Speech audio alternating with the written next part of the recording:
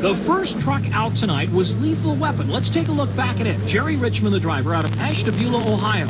It's an 88 Ford F-350 long bed with a 466 big block Ford C6 automatic transmission, weighing over 6 tons, 12,500 pounds.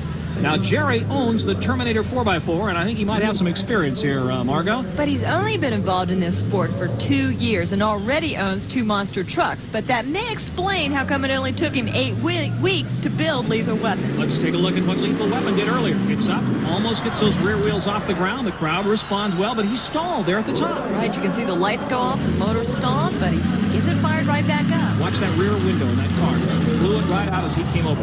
6 tons of Ford Lethal Weapon. Now remember, these drivers' only challenge is to win over the crowd. That's right. It's a free-form competition. This was Lethal Weapon's second run. Let's look at this. Gets up. A little more air on those rear wheels. And he gets some air on that one. Yes, indeed, he did. Okay, the third run for Lethal Weapon. Let's see what he can do now. Comes up. Gets air. All 4 wheels. Comes up and slams down on the last cars. And let's see what the crowd said about Jerry Richmond and Lethal Weapon. He gets out of the vehicle now, and he waves, and there's the crowd response. They love him. Whoa! They love him in Massachusetts. Okay, let's look now at Showtime. Brian Schell, he says, I'm a genuine Ford man from Detroit. A bright yellow 79 Ford Bronco with a 514 Ford engine, blown and supercharged, and weighs in at 15,000 pounds. Now, when they call it Showtime, he means some show. There are 300 pieces of chrome on this truck, but I'm afraid he may be babying this engine just a little bit for us tonight. 3 weeks ago, he did $12,000 worth of damage to his motor. He's slowing way down, Margot. He owns sky-high 4-wheel drive. He builds other monster trucks and does super conversions, but he is going awfully slow. And I think the crowd realizes that too, Margot. Well, the key in monster truck exhibitions and competition is to build a motor tight, break it in easy so it will last you the entire season. Well, the crowd watching Showtime, Brian Schell. Look at all the chrome on that machine. Let's take a look back here. Take a look at him again where they're coming around, setting up. Going very, very slow. You know, the guy has built this machine himself. He's put a lot of his own time, a tremendous amount of money in it, and he's just not showboating. He's not going for the crowd. The crowd response is what's going to do it. I don't think they're going to take that as a good excuse, Larry. I don't think so either. He backs up now. Let's see what he can do backwards. Comes up, over him a little faster. In fact, a little more spectacular than going forwards. And he stops on top. And there's the crowd response. I don't think it's quite as intense as for Lethal Weapon, Marco. In fact, they don't look real crazy. They're not throwing stuff, though. So no, yeah, that's a good true. sign. They're not throwing things at him. That's good. Let's take a look back in slow motion now. Showtime, Brian Schell. Ford. But not getting the height, and that's what the crowd likes. They like to see these monster machines get up in the air, and he's not doing it.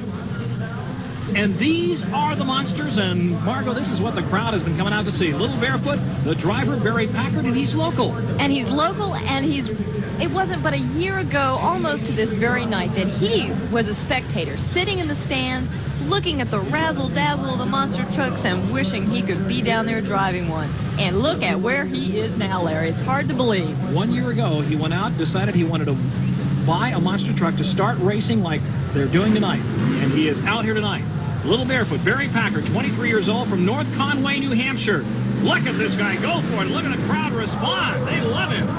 An 82 Chevy S10. It is blown and supercharged. A 460 Chevy big block putting on 900 horsepower. The machine weighs 12,200 pounds, just a shade over 6 tons, and here he goes again backwards. Boy, this is dangerous. You can get sideways so fast, Marco, and find yourself on your head. And he wants to remind everybody that once he got involved in monster truck driving, that it's a lot more hard work than it really looks. A lot more difficult than it looks. That's right. He said he was drawn to it for the razzle-dazzle, but then once he got involved, he realized how much work it really was. Now, speaking of razzle-dazzle, remember, the crowd will determine the winner, the person who takes home the check tonight. And the crowd response so far is on Barry Packard. And with the show he's putting on in his own backyard, he could be tough to beat. Barry Packard, been doing this for 1 year. Let's see what he does now. He is getting set for something. Coming around, he's locking up the right front wheel and is spinning donuts, Margot. Look at this. Good heavens, look at this. The right front wheel is locked and he's spinning donuts, and the crowd here in the Centrum loves it. They love this guy. And that is what is known as milking the crowd, Margot King. And that was the name of this game. All they had to do was win over the crowd any way they could. Okay, coming back up again on the cars. They've been flattened quite a bit already. Barry Packard coming up, lining up again. Let's see what he does. Look at the light show in the front of the grill of that big Chevrolet. He backs up to get a run at it. Let's see what he does. The crowd loves him. He's out of New Hampshire, been doing it for 1 year, and here he comes again. He's going to go for air, and he gets it. Straight up in the air and drops back down and stops on the top. There goes the hood starting to go up, and look at the crowd. They're responding to this. Look at that engine, a big, blown and supercharged Chevy big block engine, and look at him with this crowd. He's pumped. He really is. Look at him, Barry Packard. He's happy. Been doing this for 1 year. It is called Little Barefoot out of North Conway, New Hampshire, and he sits on top of the cars. There's a close-up look at that big block Chevy engine, blower, and supercharger. The hood comes back down, and there's his partner, the stuffed bear, the namesake of the vehicle, sitting next to him. That's a stuffed bear, Little Barefoot. But he's buckled in. Little Barefoot. And this is Goliath. And he is out of Warren, Ohio. The driver, the owner, Alan Tura, 31 years old. And the interesting thing, 2 472 cubic inch Ford big block engines. And I believe he's only running one tonight. He weighs 15,000 pounds. His brother Larry owns and drives the monster truck Hercules. This is Goliath. Margot? Now, he loves doing things in multiples. He's got 2 engines. Then he's got 600 synchronized marker lights that are all over that truck. Wow. And then there's 10 steerable KC daylights up on the top. These are worth around $150,000, these monster trucks. 2 engines. I believe he's only using one. He comes up on it. Flash bulbs go off, and he stops. Almost gets up there and comes back down off it. The crowd wants to see him go over it. Alan Tura. Some cheering, but not anything like Packard. A dual-engined monster truck. Goliath, Alan Tura, Warren, Ohio, 79 Ford. He gets set again. Here he goes. The engine running. The rear of the bed gets all the way over, but nothing spectacular. Marvin, these people want to see him. They want to see air. And after seeing the show that Packard put on, they're not going to be satisfied with just a little bit of, putt-putt. Nope, not anymore. You got to hit that front car and launch yourself into the stratosphere. Here he goes. Well, he gets a little bit of air into those rear wheels and comes back down and stops. Now the crowd is getting with it. They're liking it now. We got to give him a little bit of credit because this truck is awfully heavy with those 2 motors, and he's not going to get the rear part of that truck off the ground. That's a good point, Margot. We didn't make note of that, but those engines weigh put an awful lot of weight in that machine. There he comes up again. Comes back down and stops on top. Now the crowd responding. He's winning them over. But is he going to win them over Little Barefoot? There he is. Alan Tura does not look like a monster truck driver. He's short in stature, real enthusiastic young man. But he's agile, though. He just jumped right up on the roof there. So now it's between Little Barefoot and Goliath. And there's a cheer for Barry Packard and Little Barefoot. President of the fan club there. Yep. I think some folks feel that Packard has already won this thing. There's Packard extolling him to cheer him on. He wants the money tonight. He wants to win this one. And now the announcer asking him to cheer for Alan Tura Goliath. He goes back up on top, Margot.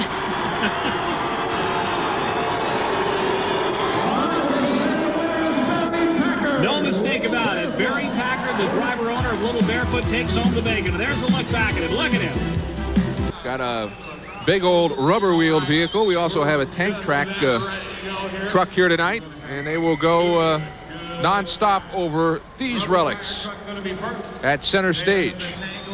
Mike, this continues the big debate over which particular monster truck is more fierce and ferocious on these cars. A lot of people, the old liners, like the monster trucks. The The new wave, I guess, are these track vehicles. I think either way you look at it, we're going to see some flattened relics out there before the night's over.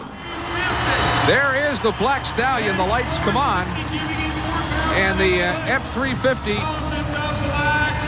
owned by Mike Betters from Hagerstown, Maryland, is ready to do its thing. Pretty looking truck. Ooh, it's beautiful. 13,000 pounds, valued at $125,000, and it is some kind of night. Sits 11.5 feet off the ground. Five-ton axles with Clark planetaries on it. Let's see how he works with the Black Stallion.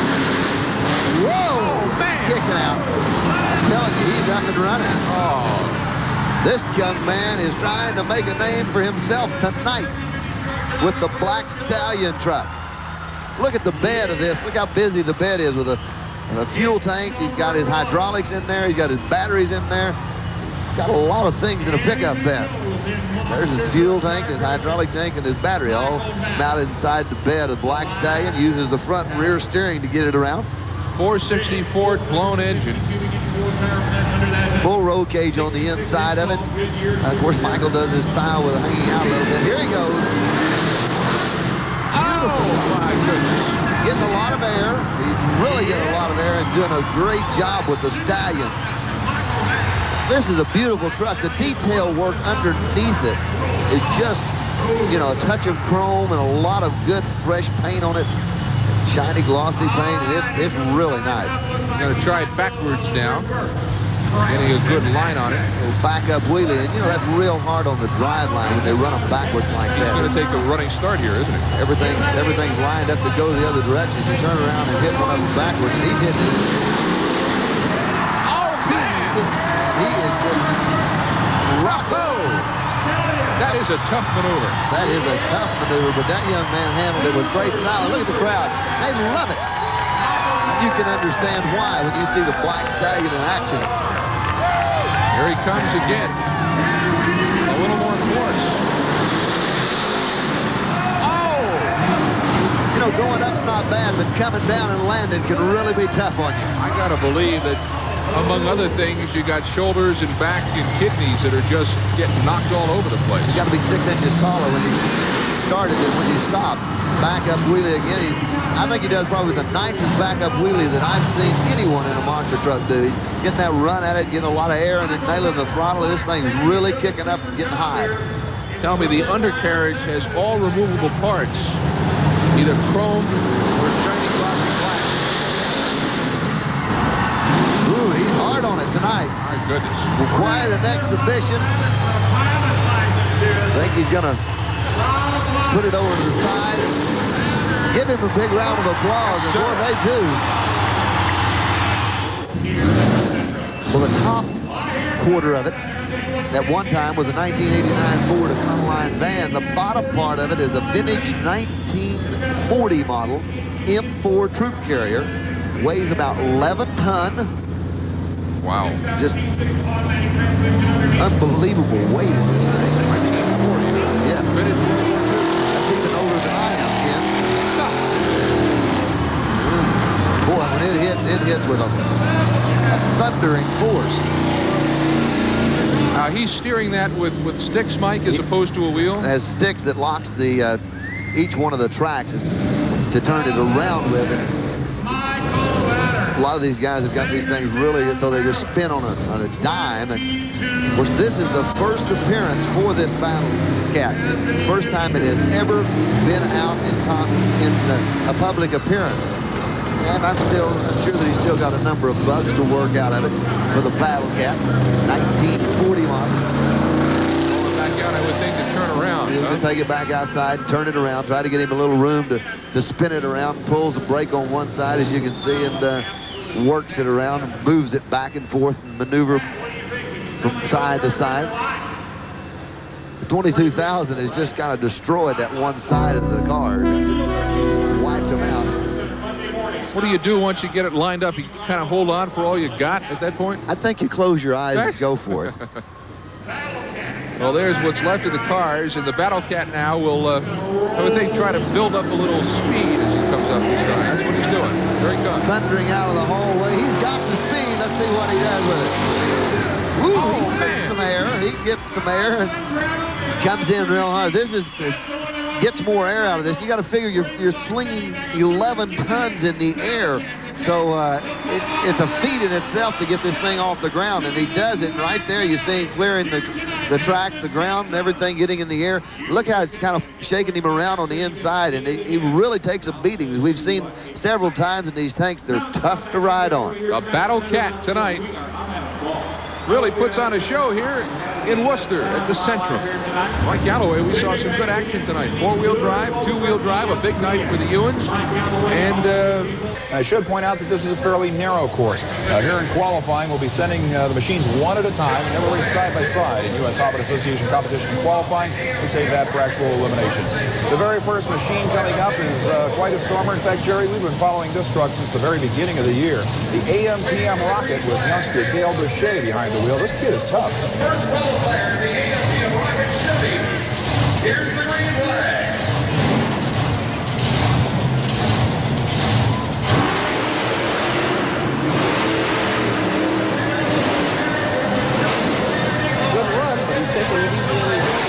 True, as the first man out, even though the cars were crushed during preliminary runs, he's still obviously concerned about where that truck's going to go. And if you watch, the Chevrolet from Los Angeles comes down with one bounce and gets a little sideways there. He powers out of it. Dale Boucher goes 4.81 seconds over the 75-foot course. That'll set the pace for this man, Jerry. And it's John Payant driving Bigfoot. Bigfoot still leading in the points series.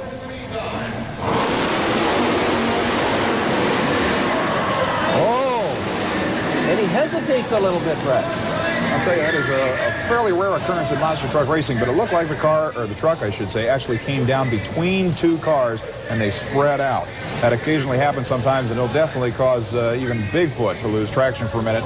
Great hit sideways in the air, but there you see the cars start to spread out from underneath him. He spins the tires trying to get traction where there really isn't any, and comes back out. The elapsed time for Bigfoot, 5.07 seconds. Well, here's Jim Reese with the Ecology Eliminator, and we talked to him earlier about basic strategy. Tonight, we're going to go out. Hopefully, we're going to use our horsepower to our best advantage, get a good light, come off the line real hard, stay low on the cars, and finish across the line first.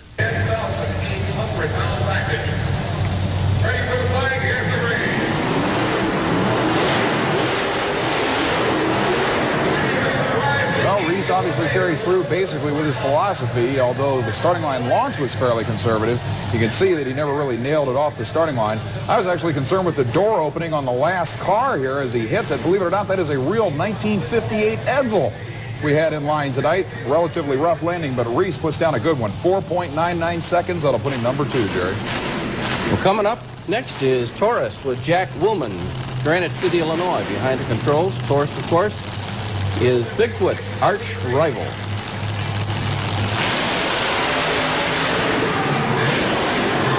Good run. Unbelievable run. You called it right, Jerry. Taurus is the biggest threat to Bigfoot's current World Championship points lead.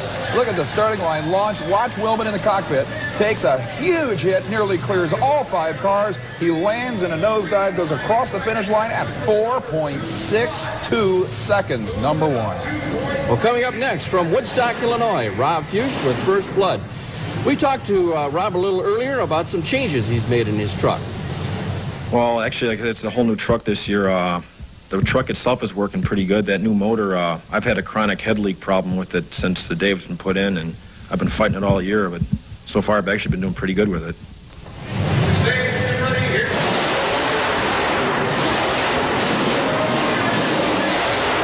Up high and comes down hard. We talk about aggressive. Rob Fuchs obviously has something to prove here tonight. That was a sky-high hit on the first launch. You can see the car, or the truck leaving the starting line with an overabundance of power. When he hits the car, the rear tires are 5 feet off the ground. He takes it across the finish line at 6.10 seconds, putting her sideways. He spent a lot of time in the air on that one, Jerry. Welcome back to the Worcester Centrum. Well, as we get ready for the first round of monster trucks, the big purple Chevrolet out of Granite City, Illinois of Jack Willman. Taurus will receive a bye-run, a solo effort here into the second round of competition due to the odd number of vehicles in this battle. But, Jerry, this man has a lot of work cut out for him if he expects to change the World Points Championship. Oh, and the competition is going to be great here tonight. The Monster Machines are ready to rock and roar. We should point out that with 5 vehicles in this round of competition, the quickest, as far as elapsed time is concerned, loser of this round will still get a chance to advance into the second round of competition. That will give us 4 vehicles in the semis and give our crowd a full show. But Willman is going to check out the track here. Look at the intense look on his face. Wow! Came down hard. I'll tell you, it was a pretty interesting situation where he took a nosedive into the last car. Willman has the power, if he so desired, to actually hit that first car and jump the entire course.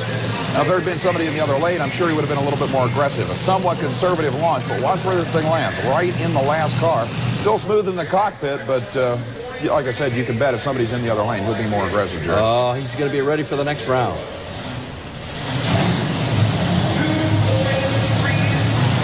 All right, our first pair coming up now. It's going to be First Blood. Rob Hughes from Woodstock, Illinois, behind the controls of First Blood. And look who he's going to go against. Jim Reese with the Ecology Eliminator, all the way from California. Well, Reese's machine looked pretty strong in qualifying. We pointed out earlier that the reason the body is still in primer is because of a crash only a week ago. He had to do a tremendous amount of work to rebuild this truck to get here at the Centrum. But Rob Fuchs, as you pointed out, has had a few problems this year, Jerry. Well, both of these drivers love to drive flat out. They hit that pedal and they are gone. Now let's watch this race. This ought to be a good one. Crowd certainly likes the Ford versus Chevy aspect of it.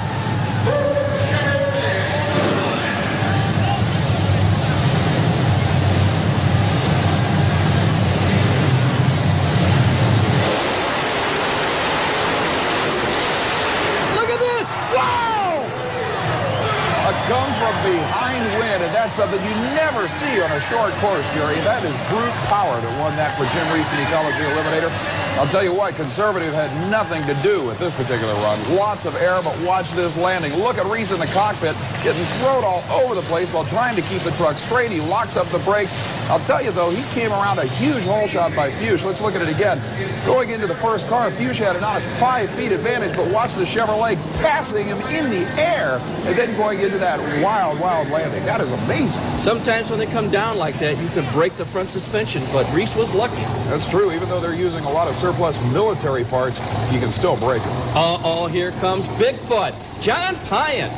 The St. Louis Big Blue Ford truck is ready to do battle.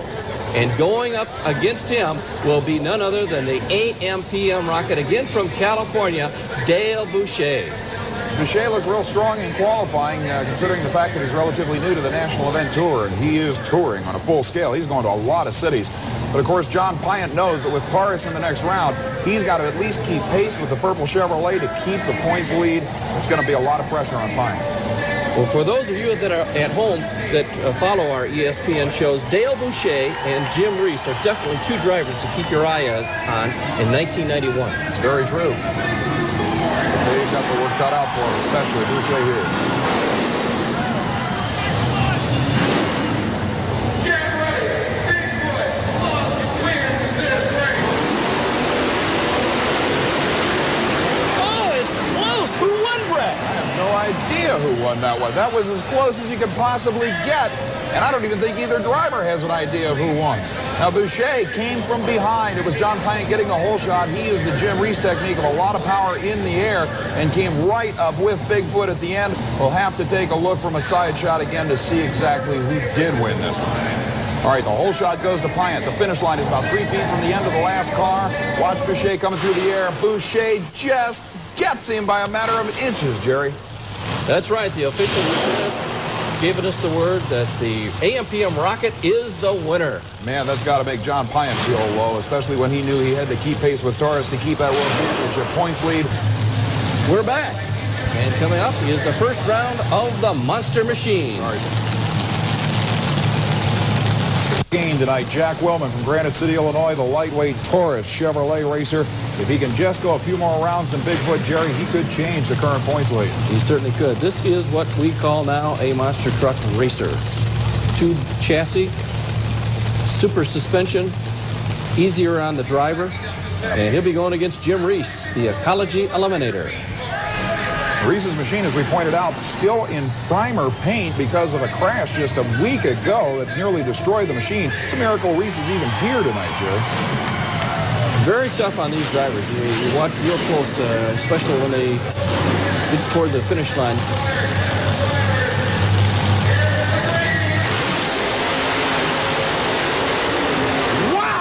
Did you see the way Jim Reese, he was way up there. I'll tell you what, it looked like the Ecology Eliminator may have scored one of the biggest possible upsets. I can tell you that the Taurus Chevrolet of Wilman actually lost the grill when it landed. It came down so hard.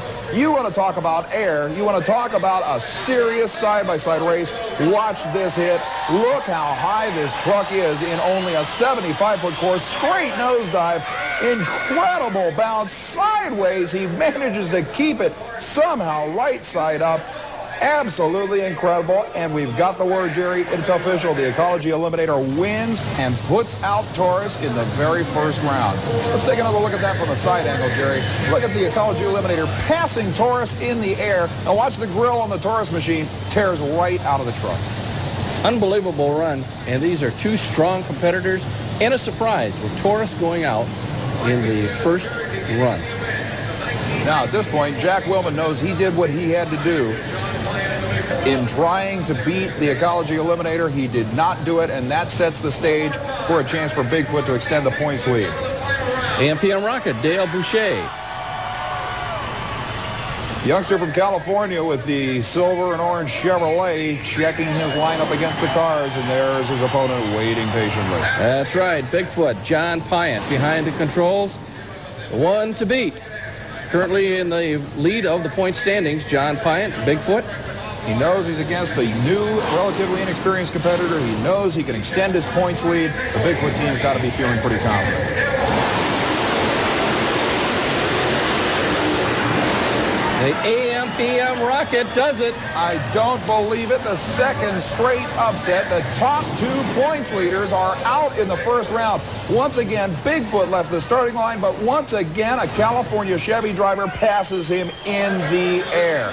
Look at this launch. Look at where the tires land. Literally a truck length past the finish line. A tremendous bounce. The kid from California beats the biggest names in monster trucks. Well, these two drivers came 3,000 miles to compete, and they want to win. Oh, what an upset. There you see Dale Boucher with event director Bob Dwyer talking about the condition of the course as they get ready to go into the final round. Let's look at this again. Bigfoot in the lead at the hit of the first cars. Look at the Chevy passing him in the air, and on us 5 feet higher than Bigfoot. Absolutely unbelievable upsets here. Incredible runs by these machines, and our two top machines are out of tonight's competition. And you're the guy who's been advocating the increase in finalists that we've never seen before this season. This is one for you. We've got 2 guys that deserve to be there. That's right, and it's anybody's race. So let's take a look. It's going to be Jim Reese with the Ecology Eliminator. He'll be on the side closest to us. And his competitor, the AM/PM Rocket, Dale Boucher. Now, both of these guys had a rough road to the final round. Bigfoot and Taurus stood in their way. They each annihilated one of the top 2 machines in the sport. Now it's between these 2 drivers. I don't think you could really pick a favorite at this point, Jerry, if only because they've both been sailing. Well, that's right, Brett. And this could make a difference in the points. So this race is going to be very important for both of these drivers. Boucher has got to be thrilled just making it to this final round. The young driver from Los Angeles has never been in a U.S. Auto Association National Championship finale like this, but we've seen Jim Reese do some mighty impressive things in the past. The crowd here at the Centrum is ready for this one. Drivers will fire them back up, and we get ready for the final round of day number 2 of the 1990 Winter Nationals.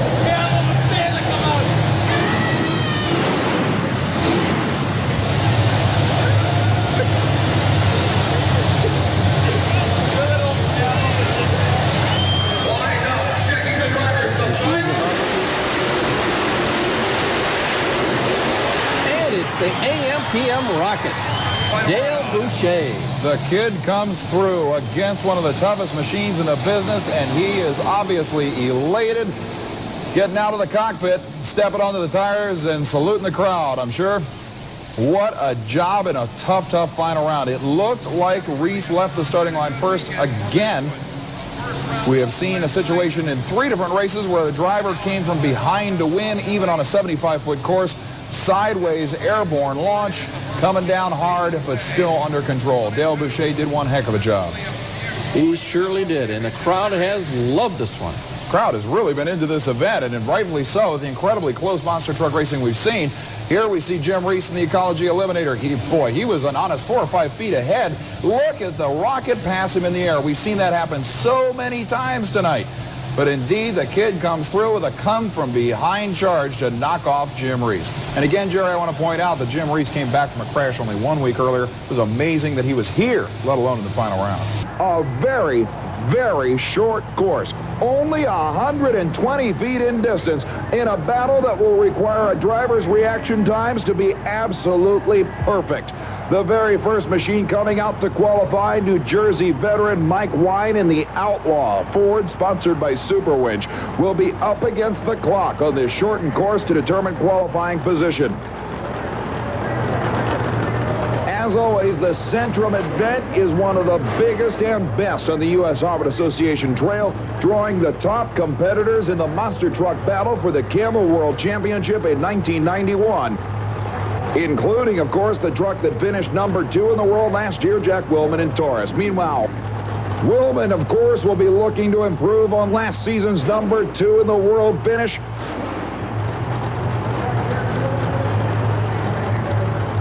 Willman stages up, signals that he is ready. He'll take the first qualifying run.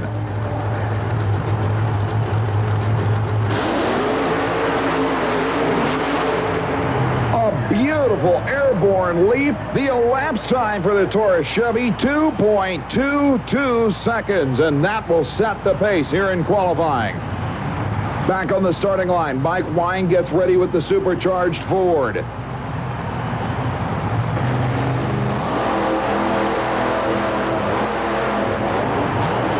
The elapsed time, 0.6 seconds slower than the Taurus machine, 2.82 seconds.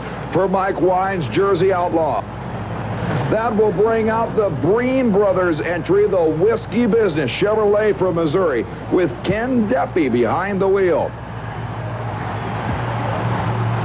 Deppy, a relative newcomer to the U.S. Harvard Association Trail, but with a truck that has more than enough power. He will be up against probably the most powerful truck in the history of this sport. The truck that, regardless of its power, had a driver strong enough to win the 1990 U.S. Harvard Association Camel World Championship, Fred Schaefer and Barefoot.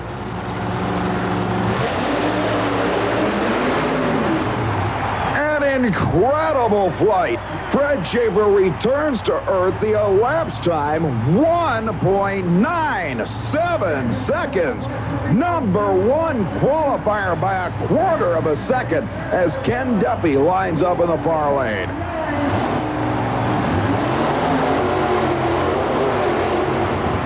Bizarre landing, but actually an exceptional run, 2.79 seconds. Here comes the crowd favorite, the monster truck that has won this event the last 2 years in a row. It's Jim Kramer at the wheel of the incredible Bigfoot Ford. With Barefoot leading qualifying. Look at the next machine pulling out as the crowd goes crazy. It's the first New England appearance ever on the U.S. Harvard Association Trail for Dennis Anderson and the incredible Gravedigger. The rear-engine Chevy from Kill Devil Hills, North Carolina. The wild man of monster trucks behind the wheel. Unbelievable flight for Dennis Henderson. Straight up and down just before the finish line. The elapsed time, 2.25 seconds. It'll put him right now, number 3 in the field. Kramer on the line and ready. Another incredible flight. Kramer lands it with an elapsed time of 2.26 seconds, 1/100 of a second slower than the Gravedigger Chevrolet. Coming up, one of the winningest drivers of this 1991 season. We call him the working class hero, the unsponsored First Blood Ford of Rob Fuchs. Moves it up against John Breen and the Micro Machines Chevrolet. Rob Fuchs clears the tachometer in the First Blood Ford as Breen moves up to stage first. He's ready.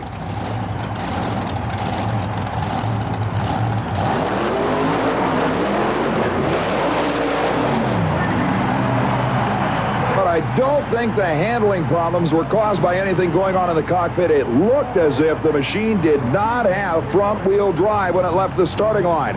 There may be breakage in the front differential of that machine. We'll have to wait and see the elapsed time for the Micro Machine entry, 2.84 seconds, coming, of course, nearly to a stop at the finish line. Rob Fuchs now moves up with the First Blood Ford.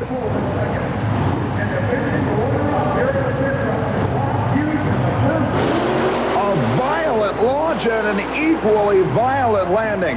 Rob Fuchs stops the clocks at 2.24 seconds, but take a look at the way the pairings ended up after qualifying. Number 1 versus number 5. Barefoot versus Bigfoot. The ultimate Ford versus Chevrolet matchup with the defending world champion in the Chevy. Checking the starting line traction, and Jim Kramer, the ultimate monster truck pilot, lining up Bigfoot in the far lane. They leave the line together. Bigfoot out in front. Unbelievable nosedive at the finish line. And the world champion is history in round 1. Take a look at this landing. Absolutely incredible. Mike Wyatt and the Jersey Outlaw and Rob Fuchs in the First Blood Fords pull to the starting line, and they're going to have to go a long way to give the crowd more excitement than they just got at the opening pairing.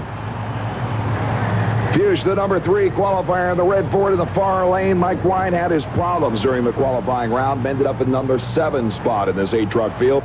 He clears the throttle a couple of times, but it doesn't sound much better.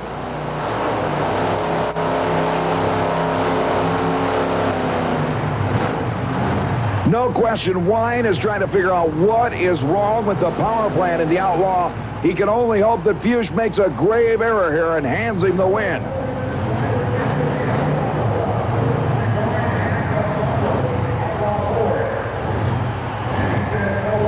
Mike Wine signals he is not ready to go. He's busy looking at gauges inside that cockpit. He knows there is something drastically wrong. And now the crew heads up to refire a stalled engine. Now, amazingly, Rob Fuchs has shut his engine down in the far lane. Under USHRA Association rules, Fuchs could stage up and demand after 25 seconds that he indeed be given a single run. But Fuchs has shut the engine down and says he'll wait for Mike Wine to get his problems fixed. He said if he's going to win the race, he's going to beat somebody in the other lane to do it. And Mike Wine's machine has apparently lost fire again. And regardless of the sportsmanship shown by Rob Fuchs, it looks like the First Blood machine may be getting a solo run.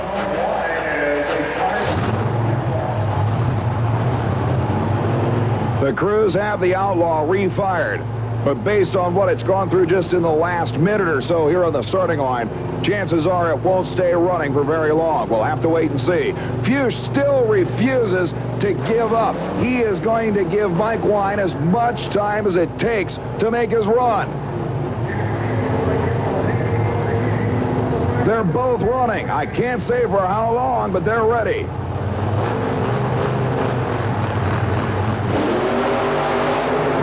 Fuchs leaves the line and sends her airborne for an easy victory. Mike Wine's machine never got to leave the line under its own power. But one thing's for sure. Rookie of the Year in '89, a top 10 finisher in the Camel World Championship last year, Rob Fuchs in that one round of competition showed his sportsmanship as much as anybody ever has on the Camel Tour. That will bring up John Breen's Micro Machine Chevrolet. Dennis Anderson's incredible Gravedigger 1950 Chevrolet panel truck will be his opponent, the number 4 qualifier in the near lane.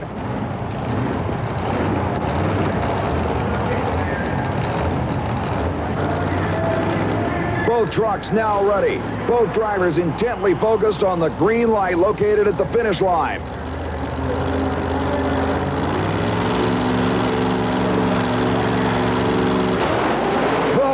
Shot goes to the Gravedigger. Although John Breen had a great run in the Micro Machine Chevrolet, it was nowhere near enough to make up the disadvantage he earned by leaving the starting line late. The final pair, in the meantime, pulls out onto the racing surface. The Whiskey Business rear-engine Chevrolet machine, owned by the Breen Brothers Racing Team and driven by Ken Deppy, pulls up to take on the truck that finished number 2 in the world last year. Jack Willman Jr. at the wheel of the Taurus Chevrolet.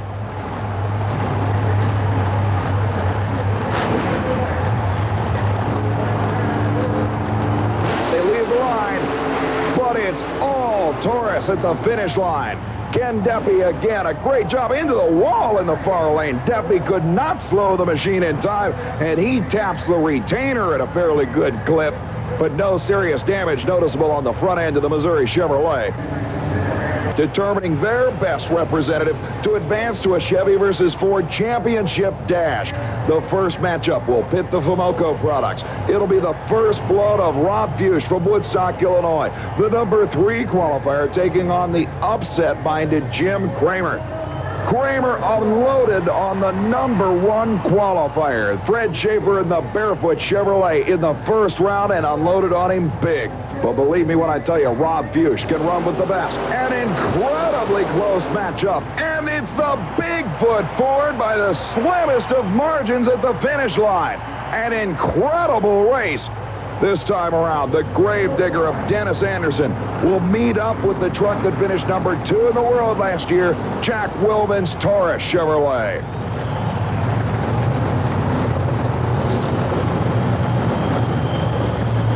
As Rob Fuchs and Jim Kramer head back to the pit area, Dennis Anderson concentrates on lining up the radical rear-engine 50 Chevy that seems to have become the single most popular truck in USHRA Association competition just from the beginning of the 1991 season to present. Even with the Taurus team doing so well in the Camel World Championship last year, Dennis Anderson is still the crowd's man to pull for.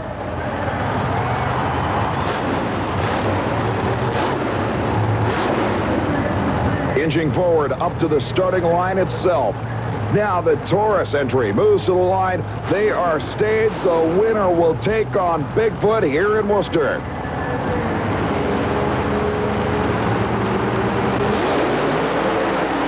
And it's Taurus driving away for the victory. Dennis Anderson may have left the starting line with Willman, but believe me when I tell you, the Taurus machine drove away from the half-track point on.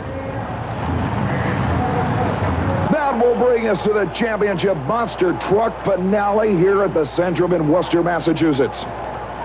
The driving job of this event has been done by the man in the big blue Ford, Jim Kramer. He is lined up against a second-generation driver, Jack Willman Jr., who took over the reins of the Taurus Chevrolet from his father, Jack Sr., last year. The starting line crew clears the area. Now it's man versus man, machine versus machine, Ford and Chevrolet ready to leave the line. The whole shot goes to Taurus. Bigfoot goes airborne. And the Taurus Chevrolet becomes the first machine in 3 seasons to beat Bigfoot at the Centrum here in Massachusetts. On the replay, you can see the starting line reaction was everything for Jack Willman, while Bigfoot went sky high. Willman headed for the finish line and picked up the win by a half a truck length. Incredible leap by Jim Kramer, but a loss nonetheless. Jack Willman wins it for the Chevrolet fans. You won the championship dash strictly on your reaction time, Guy. It was all whole shot. Yeah, my leave on the line was a lot critical on this short track, and I got a good launch, and it just turned out to my favor, and I'm glad it worked out that way. An incredible evening. Easily one of the most incredible lineups of monster machines ever. Bigfoot, Barefoot, Gravedigger, Taurus, First Blood. Even world champion Fred Schaefer can't believe the lineup here in Worcester. This is one of the toughest races here that I've ever seen. This amount of fast trucks here, like you said, Bigfoot, Gravedigger, Taurus, and some of the other ones here are all real fast trucks. We got a short track here. I think this is really going to be a close race. The video on the line is going to be real important here because of all these fast trucks. It's going to be within inches, feet or inches, no doubt. When Fred Schaefer talks about the video on the line, he's talking about our instant replay cameras determining a winner in what he thinks may be the closest race of the season. We now move to qualifying with 8 available positions. Against the clock, each driver on solo runs. Started off with Rob Fuchs, the Woodstock, Illinois racer who was voted 1989 Rookie of the Year in the First Blood Ford.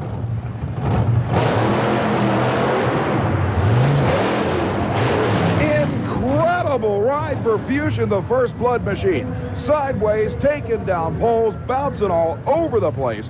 It'll give you an indication of the kind of action you can expect during side-by-side eliminations, that's for sure. A giant bouncing wheel stand at the end of the course. The elapsed time for Rob Fuchs, 2.78 seconds. And that will set the pace as we continue qualifying.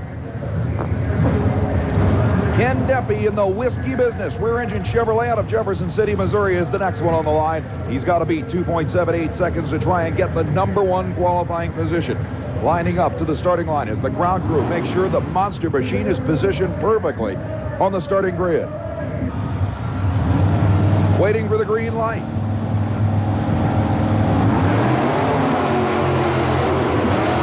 Deppy also bouncing all over the place. An extremely rough course with some surprises in store for any driver near the finish line. Deppy left the starting line itself beautifully up over the first dirt mogul, but hitting the cars and bouncing the front end literally 15 feet in the air. He lands with an elapsed time of 2.83 seconds, only 0.05 of a second behind First Blood. The next machine up will be Mike Wine and the Jersey Outlaw.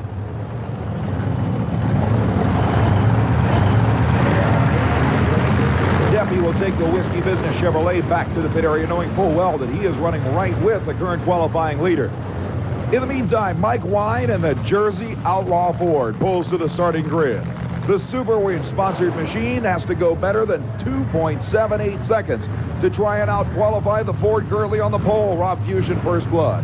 As you can see in the far lane, running right after the silver and gray Ford product, will be probably one of the most popular machines in the history of monster truck. A great starting line launch, but again, thrown to the left, literally at the finish line by the crush cars themselves.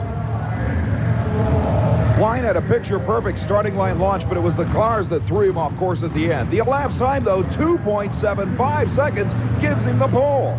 Strong words from a strong driver. And believe me when I tell you that this may well be the most popular monster truck in the history of the category.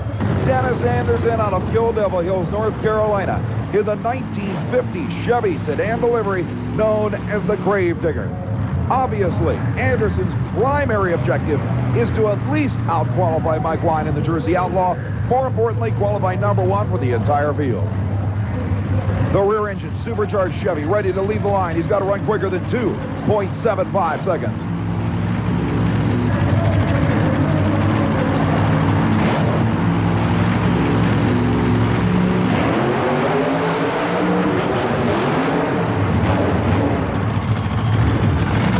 A horrific sideways landing for Anderson, but the crowd seems to believe that may well be good enough for #1 qualifier. A picture-perfect launch, carrying the front wheels right to the crush cars, then that rough bouncing landing, but the elapsed time, 2.28 seconds. #1 by nearly a half a second for Dennis Anderson. We're back in Worcester, Massachusetts, as we continue qualifying for what may well be the most incredible battle of monster trucks ever. Pulling to the starting line, the winningest machine in the sport's history. The incredible Bigfoot Ford, trying to better the current #1 qualifying spot of 2.28 seconds, held by the incredible Gravedigger. The original professional monster truck lines up.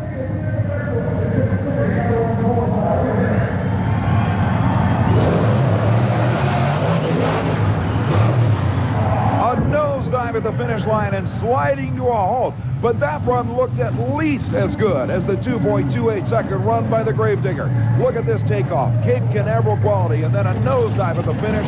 The elapsed time, 2.25 seconds. By 0.03 of a second, Bigfoot is now #1. But pulling to the line is the defending Camel Monster Truck World Champion, the USHRA Association's ultimate hitter, Fred Schaefer, and the supercharged Chevrolet known as Barefoot. As Schaefer had already pointed out, the biggest rivalry he faces is between the big blue Ford and the purple Chevrolet known as Taurus. He wants #1 worse than anything.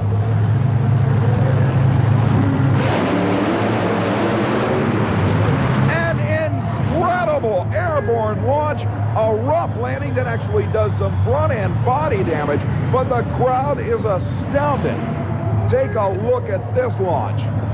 The front end, 20 feet in the air. Watch the landing as the right front tire comes up into the bodywork. But the elapsed time, 1.98 seconds. Number one for the defending world champion. The final truck to try and qualify for this open field will be the machine that finished number 2 in the World Championship points race last season to barefoot. Jack Wellman, also out of Granite City, Illinois, lines up the incredible supercharged Chevy-powered Taurus. The mark to beat now 1.98 seconds. Another nosedive at the finish line and a rather skaty start. But indeed, Jack Wellman's run may not have been good enough to take over the number 1 spot. You can see him get knocked to the right-hand side in the air. That was the same problem experienced by other drivers in that lane. We're ready for the first round of side-by-side eliminations. And the very first run up will apparently be a solo effort for the number 1 qualifier, world champ Fred Schaefer at barefoot, as John Breen's Missouri-based Micro Machine Chevrolet will apparently be unable to make the call for the first round due to engine damage. Schaefer will use this to his advantage. As a matter of fact, it'll be interesting to see just how hard he pushes it on a run where he could, if he so desired, save the parts for the semifinal round. And Schaefer uses the first half of the run to determine how well the starting line is hooking up, leaving the line at full throttle, then coasting through to save everything for the semifinals.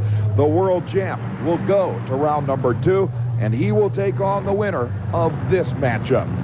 Mike Wine and the Jersey Outlaw takes on the one, the only Bigfoot Ford in a showdown of Fomoco products, with the winner to take on the world champ in the next round. The Big Blue Ford inches forward to the starting line as the New Jersey-based Super Winch Ford waits patiently in the other lane.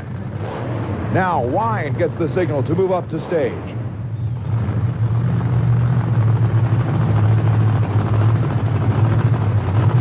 Side by side, 10,000 pound, 1,400 horsepower USHRA Association monster trucks.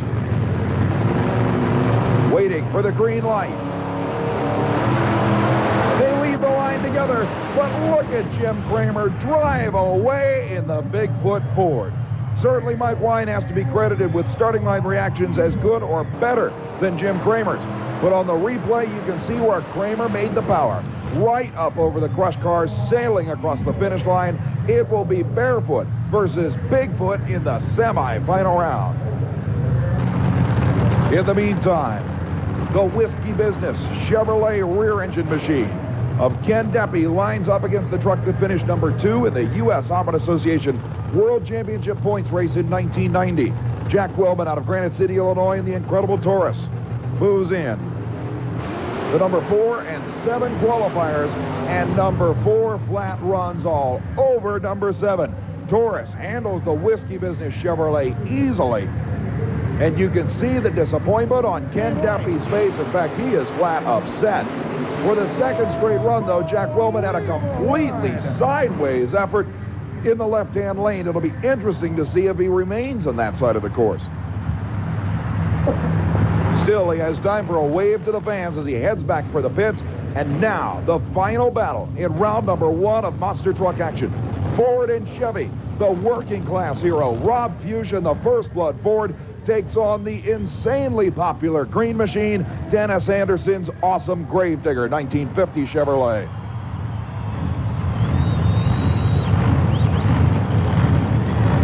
Inching forward, the rear engine Chevy that qualified in the number 3 spot knows that the First Blood Ford driver will try to get the whole shot. He needs a jump off the starting line to remain competitive.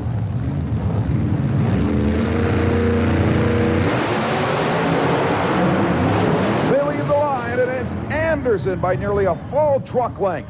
The Gravedigger Chevrolet beats the bright red Ford and actually appeared to get the whole shot that Rob Fuchs was hoping so hard to get. The crowd loves every minute of it. On the replay, you can see sideways in the air, and certainly one of the roughest landings we've seen so far, but just another victory for Dennis Anderson's amazingly popular machine. It is truly incredible that this young driver in 5 years could become literally as popular as the original monster truck itself.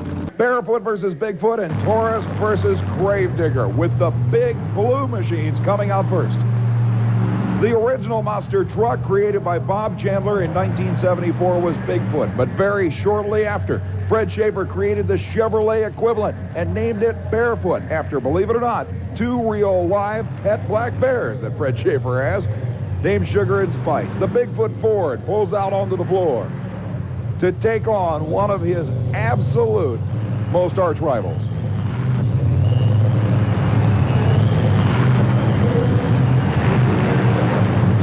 The trucks are staged, waiting for the green light.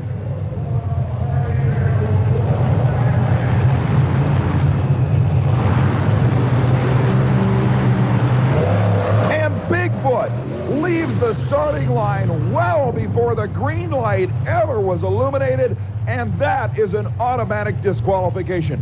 What an incredible upset. As the big blue Ford left, as I said, well before the green. Look at the replay. There the machine leaves the line. It's literally all the way up the crush car ramp. As the green light comes on, Fred Schaefer sits patiently at the starting line saying, what in the world happened? But he will be given the official win. And a dejected Jim Kramer heads back to the pits. Meanwhile, Fred Schaefer will take the official run into the final round, his second easy run of this event. And the world champ has got to be elated with the turn of events in the opposite lanes. First, his opponent brakes, then Bigfoot leaves the starting line with a big red light glowing. As Schaefer gets ready for the championship dash, he knows he will have to take on the winner of the next match. And it will be, again, another arch rival of the Barefoot clan. This time around, the Taurus Chevrolet of Jack Wellman, based out of the same hometown as the Barefoot team, Granite City, Illinois. He will be up against Kill Devil Hills, North Carolina's own Dennis Anderson, and the machine that literally needs no introduction, the incredible Gravedigger Chevrolet.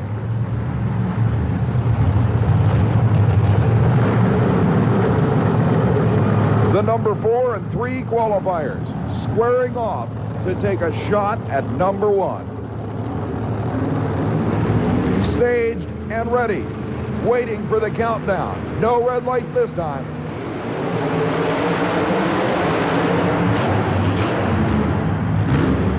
And in the closest race of the event, we'll have to see the replay of that one before we can even think about calling a winner. Here is the replay of the starting line launch. They hit the cars. The win goes to Taurus by a matter of inches. Look at Anderson carrying the right front wheel almost all the way from the starting line to the finish line, while Jack Wellman had his first decent run in the right-hand lane. Remember, every run he had had before that was completely sideways down to the finish line. Here it is again. Nearly impossible to tell, but the purple Chevrolet goes to the final round in the ultimate showdown with Fred Schaefer's Barefoot.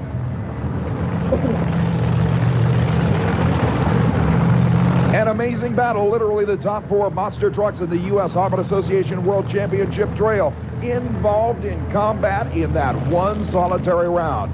But now it comes down to the 2 machines that fought it out for the World Championship last year in a rematch of that grudge. The rivalry between these 2 machines, as stated, is one of the most intense in all of motorsports. They may live less than a mile from each other in the small town of Granite City, Illinois, but now even 1,500 miles away from home, it's all-out war. The final round of the USHRA Association Camel Monster Truck Championship is on the line.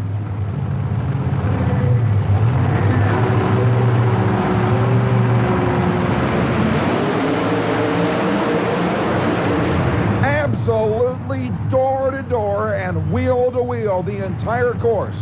It looked as though Fred Schaefer and Barefoot may have pulled out a matter of a 2-foot victory, but we'll have to wait to see the replay. The helmets come off after a burst of pure pressure. On the slow-motion replay, indeed, by about 3 feet at the finish line, the defending world champion Fred Schaefer and Barefoot pulls out the win. You could see that Jack Wellman in the other lane was giving it everything he had. Another sideways run for him.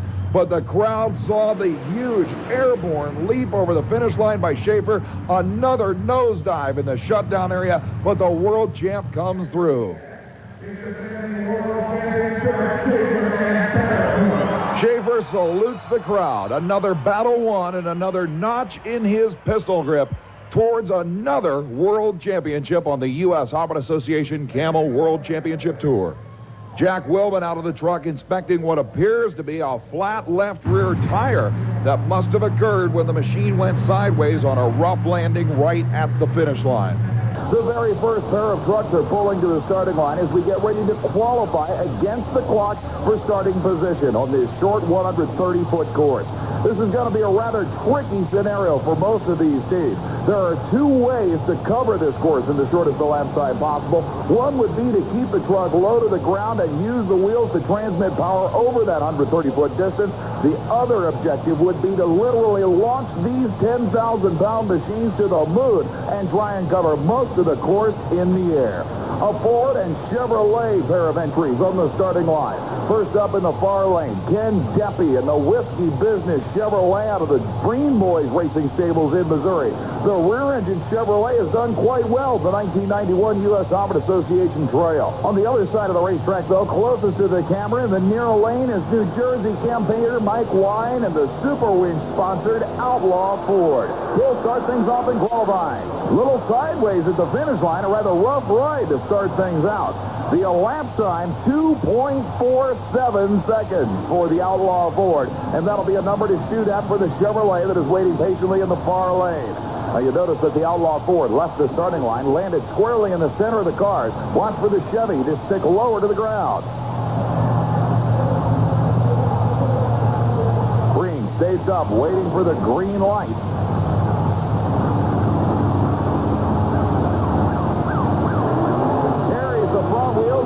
Are low to the ground as expected, knocking down a finish line pole, but it won't affect his 2.75 second elapsed time. That means with the first pair of machines completing their qualifying efforts, Ford leads the way with Chevrolet picking up the rear.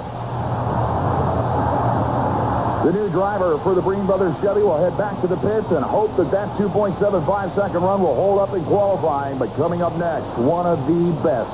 The truck that finished number 2 in the USHRA Association Camel Monster Truck World Championship Series last year. Out of Granite City, Illinois, it's Jack Wilman Jr. and the awesome Taurus. But take a look in the far lane. In his first ever New England appearance on the Camel Championship Trail, it's the one and only Gravedigger. But right now, it's Taurus leaving the line. And surprisingly, Wilman keeps it low to the ground. The elapsed time for the purple Chevrolet, 2.41 seconds. And that'll give him the number 1 qualifying spot for this Chevrolet fan. Wilman, a rather conservative approach. He's usually one to put these things sky high, but here's a guy that'll head for the moon. Dennis Anderson, the North Carolina killer in the 1950 Chevrolet, known as Gravedigger.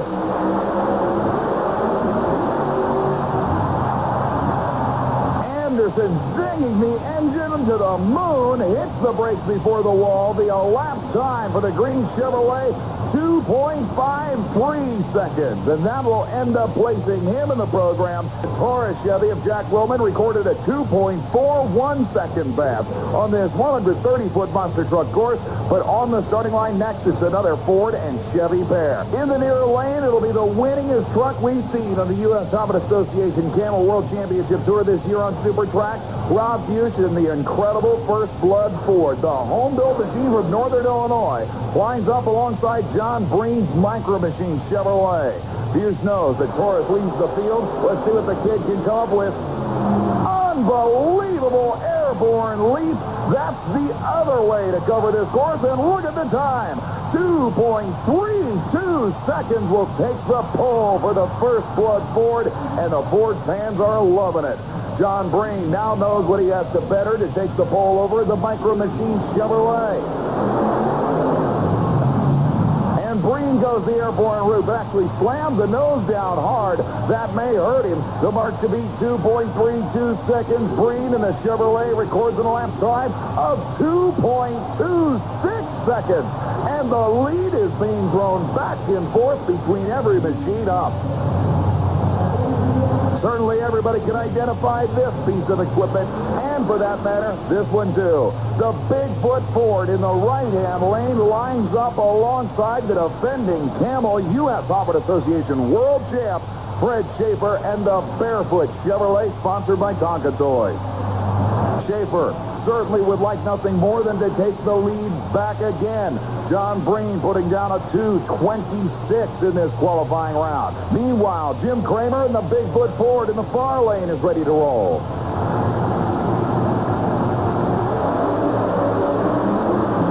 An incredible lead by Schaefer on the nose in the shutdown, 2:13. And the world champ comes back to take the pole again. Now it's up to Jim Kramer and the Bigfoot Ford to take it back from the Chevrolet.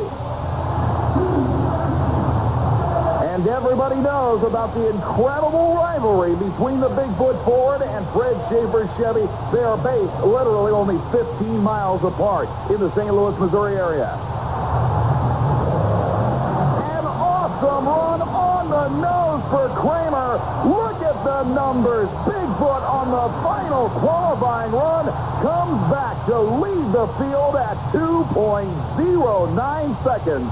And the crowd loves it.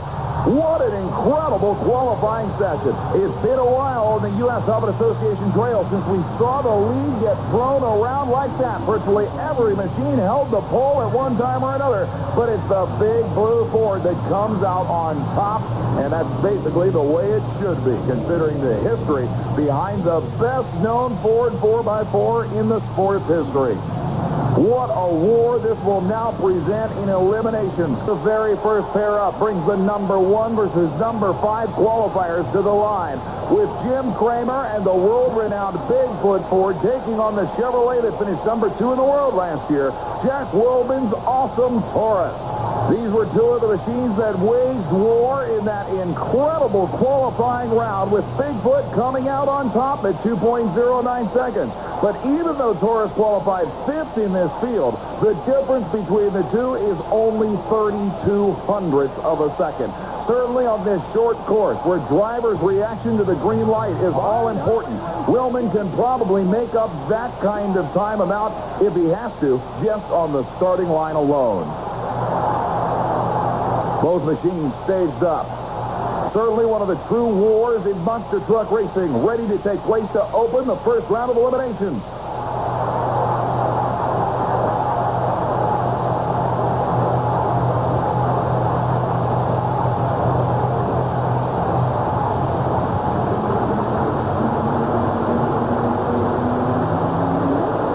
The whole shot goes to Taurus, but something goes wrong for the purple Chevrolet.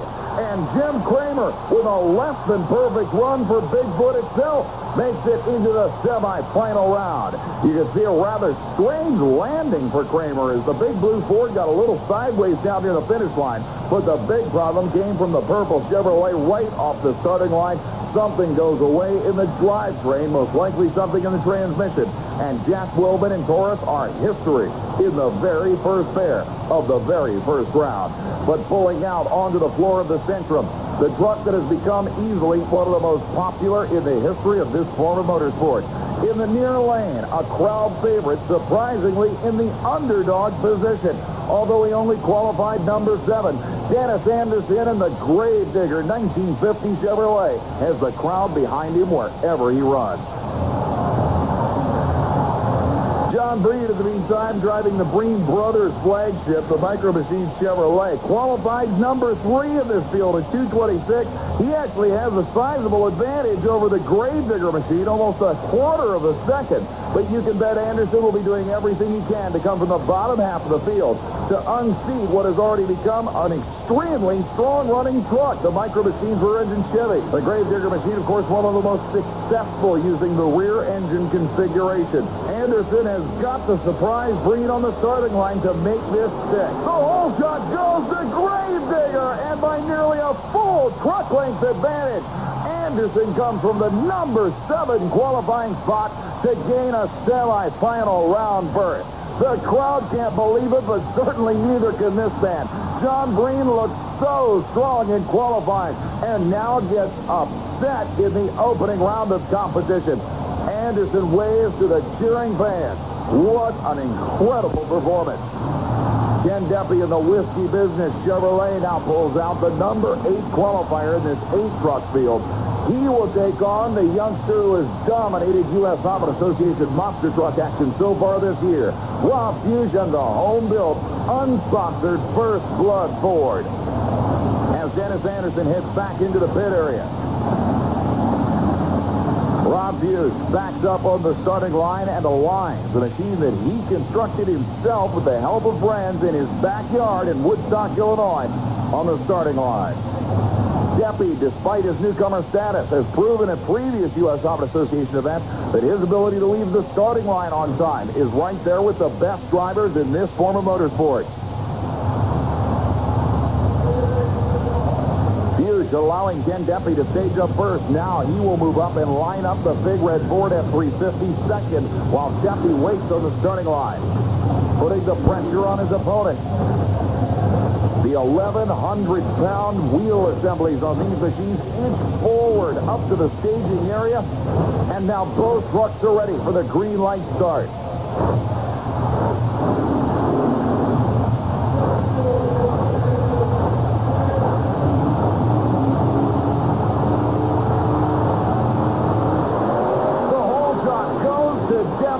The Whiskey Business Chevrolet loses power very quickly, and Rob Hughes uses the brute horsepower of the First Blood Ford to move into the semifinal round.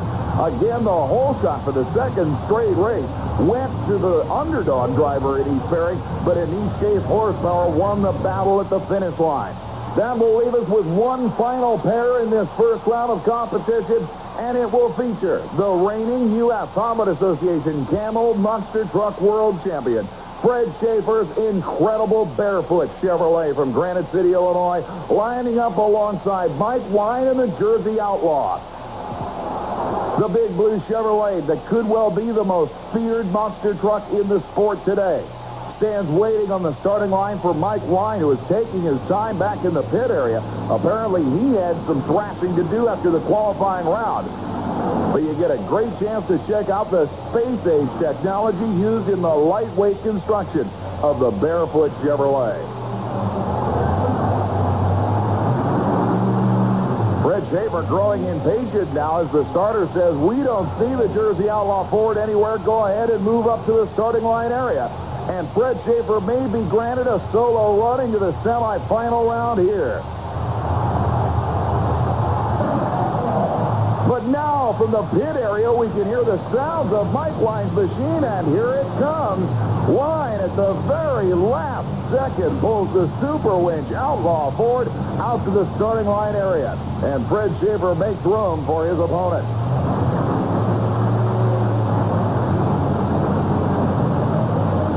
Wine's machine appears to be running fine. No smoke or anything else that would tell us, obviously, that he still has problems.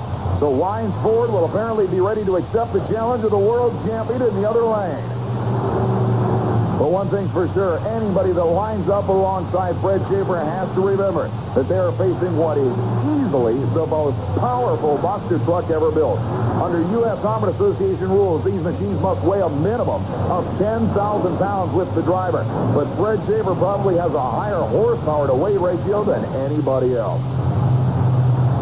Mike Wine still taking his time over there in the far lane, but Fred Schaefer being more than a sportsman here. Now, finally, the Ford is on the starting line. Fred Schaefer has waited what seems like a week for the Outlaw Ford to stage up. But now, it's all green light and go. And Schaefer handles the New Jersey Ford Pilot easily, annihilating the Outlaw machine.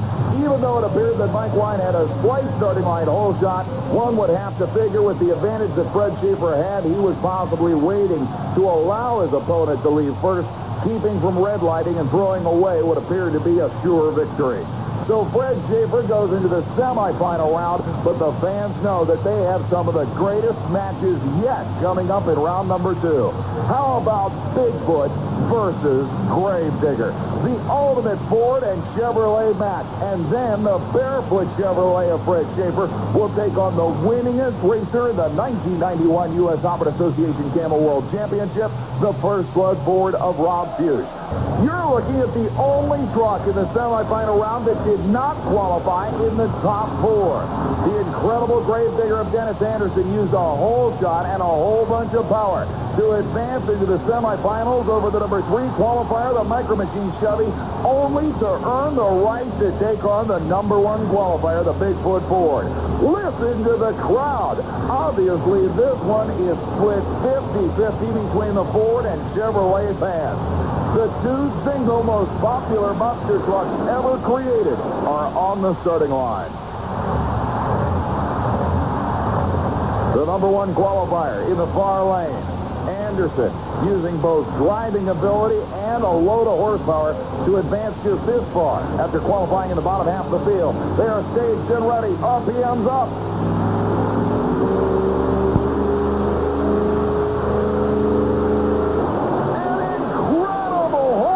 For the Gravedigger, and Dennis Anderson blows the number 1 qualifier in the lead. The crowd cannot believe it. Anderson is on a roll, qualifying next to last, but now earning a spot in the final round. And the next pair of drivers will determine who will meet the Green Machine in the championship dash. The world champ, Fred Schaefer, in the barefoot Chevy number 2 qualifier, lines up alongside the number 4 qualifier. Another one for the Ford fans, the incredible First Blood Ford of Rob Fuchs. After the war the crowd just witnessed, can it get any wilder than that? Rob Fuchs, the underdog in this matchup.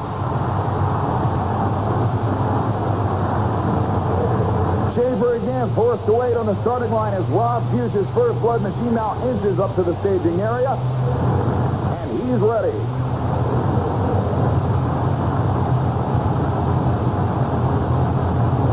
You can imagine the intensity in the cockpits of each machine. There is no love lost in this pair. The whole shot goes to barefoot, and by 5 feet at the finish line, the barefoot Chevrolet advances to the final round. It's said that every driver sooner or later has his day. In 1990, Fred Schaefer had a year when he won the U.S. Open Association Camel World Championship. But in this trophy dash here at the Centrum in Worcester, Massachusetts, it has definitely been Dennis Anderson's day. Qualifying next to last after problems set into the big green Kill Devil Hills, North Carolina 50 Chevrolet, Anderson has used superior driving ability as well as the overabundant horsepower of this rear-engine machine to reach the final round against the winningest monster truck of last season. And Fred Schaefer knows that the man in the other lane is not to be taken lightly. Anderson is hot, and when he's hot, he's nearly impossible to beat. This is his first full year of U.S. Open Association National Championship competition, but this may well be his shining moment so far in the Camel Series. Both drivers taking their time, lining the machines up. The crowd evenly split between the 2 machines, but there's no question that the Gravedigger fans seem to be the most vocal here. Drivers going back and forth, making sure that the machines are lined up absolutely perfectly. Fred Schaefer, surprisingly, is the first driver to stage.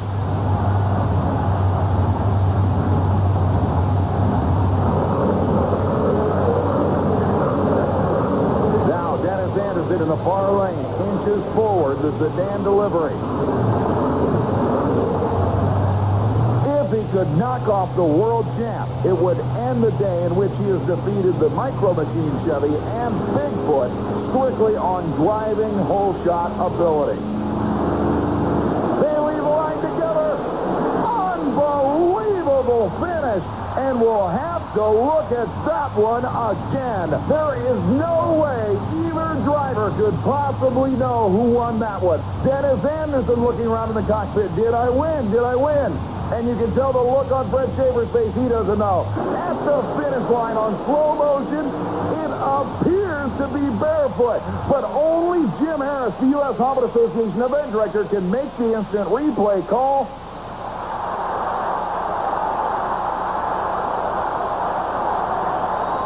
He radios it down to the ground. The winner is the world champion, Fred Schaefer, and barefoot. Thank you, Ken. The crowd is ready. Barefoot and Torres side by side again. Your fastest qualifier. Here's Fred Schaefer. You need to really get hooked up out there with that starting line. I think because I was one of the first ones to qualify, I had the real good packed dirt, and I think that really helped on the qualifying. Fred Schaefer and barefoot. Jackie Willman going up against Fred Schaefer. Seems to be a family tradition for you guys. Yeah, him and my dad's been racing pals for about 20 years, but I guess not pals, but against one another, and here I'm just following my father's footsteps. All right, the young Jack Willman ready to go against the old foe, Fred Schaefer and barefoot. Side by side, off they go. Whoa, talk about your close races. Barefoot or Torres? Which one was it? Neither driver knows. We'll have to go to the official U.S. Hot Rod Association ruling. They'll review our ESPN tape. Why don't we watch along? There it is. The win goes to Jackie Willman, the reigning world champion, and Torres. Torres picks up the win in round number 1. Now, Jackie Willman can drive. On the ISO cam, you can see he's up and over the cars. The landing, very, very nice. And of course, here at the Worcester, Massachusetts Centrum, stopping is everything. A very short shutdown area. Jackie Willman had to work at that win. Jackie, that was not your chosen lane, was it? And winner he was. Here comes Carolina Crusher and Bigfoot, a Chevy Ford matchup. Gary Porter, the lone wolf. Feels good. The ramps are nice. The cars are nice. If the starting line dirt was just a little bit harder, it would be a perfect track. Gary Porter out of Wadesboro, North Carolina. Now let's go over to the blue side of things. The Ford Bigfoot. Felt good for what I felt of it. It's my first time in the truck. Tough, I don't know. Dan Runty driving the brand new Bigfoot 10. Goes up against Gary Porter and Carolina Crusher. Side by side in the Centrum. Whoa! I thought the last one was close. This one, if it's possible, is even closer. Was it Carolina Crusher or Bigfoot? I'm going to have to watch this one again.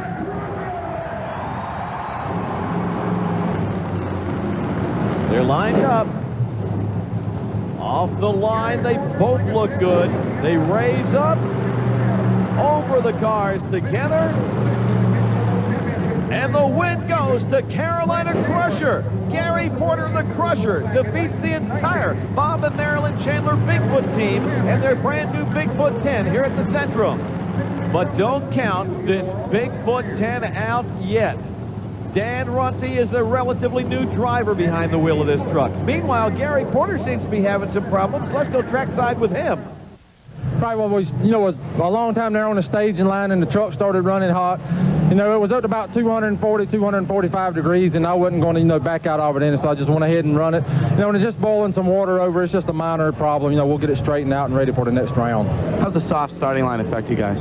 The trucks will start off spinning, and they won't really get the traction, and they won't, leave the line like they should. Equalizer and Gravedigger are ready to go. Trackside, let's go with Lyle Hancock. The cars are a little steep on the ramp right there. I was trying to have trouble getting gear there, but come out on the top. So, try the same thing, same way next time, see how we go with it. Lyle had the lane choice. He chose the right-hand lane. Meanwhile, David Morris is in the equalizer over the left lane. Let's go trackside and see what he has to say. The track seems to be working pretty good. We're really hooking up on the line, and it's bogging our motors just a little bit, so we're going to try to step that up, too. One says they're spinning, one says they're bogging down. I don't know. It's anybody's guess. David Morris, the equalizer, Lyle Hancock and Gravedigger side by side. Digger lifts the tires off the ground on the starting line, but the equalizer holds on for the win. David Morris I guess he got the traction he was looking for as he reaches down and comes up with a win here at the Centrum round number 1. Here's the kind of high-flying action you expect from the United States Hot Rod Association. So close, just inches separate the two. David Morris going a little squirrely there at the end of the track. He straightens things out. This guy can drive his way out of almost anything, and he had to do it right there in the Centrum. One more shot. The equalizer, the Gravedigger, high in the air. And what a fitting end of round number 1 here at the Centrum. Ken, let's go back to you. Hello, race fans. This is Lyle Hancock. I'm from the Gravedigger Monster Truck Racing Team. We was down at one of the local stores, was checking on some of the trivia from Worcester here local, and I'm somewhat of a baseball fan. When we checked up some of the information, we found out that Candy Cummins from this area invented the curveball, and I think you all ought to know about it. I like racing in Worcester because the happy face button was created here by Harvey Ball. He didn't get a patent on it, so he only made $45 off his idea. Hey, see what you can learn when you pay attention here on Monster Truck Challenge. This crowd is excited, and they have reason to be. On the track now, the Carolina Crusher, and the one and only lone wolf, Gary Porter at the wheel, going against the defending world champion, Jackie Willman and Torres. Gary Porter has his work cut out for him. He's pointing to the crew saying, I want to be right there. Meanwhile, Jackie Willman wants to make sure things are set just right. Less than 2 seconds on this track. That's the record. We're set to go. Is it going to be Torres or Crusher? Holy mackerel! Side-by-side racing, it's close, but the win goes to the defending world champion, Jackie Willman and Torres. In slow motion now. Let's see it one more time. Off the line, Jackie Willman, Gary Porter high flying, and over the line first is Torres. I want you to see this one more time. You can see there, Jackie Willman about a half a tire length lead over Carolina Crusher. This guy can drive. Jackie Willman in total control of Torres as he makes it over, again less than 2 seconds, and to the final, our championship round will go the Torres. Next up, Gravedigger and Equalizer. Lyle Hancock out of Kill Devil Hills, North Carolina, aboard the Gravedigger. Meanwhile, out of Springfield, Tennessee, smiling David Morris and the Equalizer. Side by side, guys, let's go racing. Uh-oh. David Morris has no problem, but Lyle Hancock has a lot of problems. The Gravedigger, it seems as though when he gave it the gas, something gave. I think he lost the transmission. Let's pick up Equalizer. He had no concept of what was happening in the other lane. All David Morris can see when he drives is the finish line, and that's what he's looking at right now as he sails across. It's going to be a Torres Equalizer final here at the Centrum in Worcester. Meanwhile, Lyle Hancock had a lot of problems in the Gravedigger. He started, got about half a tire turn, and that was the end of him. Meanwhile, David Morris doesn't even look back. He's over the cars. He's across the finish line. He's in the championship round. Lyle Hancock, what happened to you? I know you didn't run out of gas. Well, we pulled up the line. Everything was looking good. Dropped her in gear and started getting ready for the light to come down. And as you well heard what went on, I gave it, the throttle to take off, and the transmission just winged. It wouldn't even pull. Apparently I've lost all the clutches or something in the forward rotation in low gear, so I put her in the second, kind of went over the cars, turned around, brought her back. I like racing in Worcester because the monkey wrench and the quick release socket was invented right here in Worcester. I like racing here in Worcester because lots of interesting things happen, such as the rickshaw. It was invented in 1846 by Albert Coleman. I like racing here in Worcester because I watch my diet and eat a lot of shredded wheat, which was invented here in Worcester by Henry Perky. Can brew. The crowd is ready at the Centrum for this matchup between the defending world champion, Jackie Willman and Torres, and the guy from Springfield, Tennessee, who's been so red hot so far this season.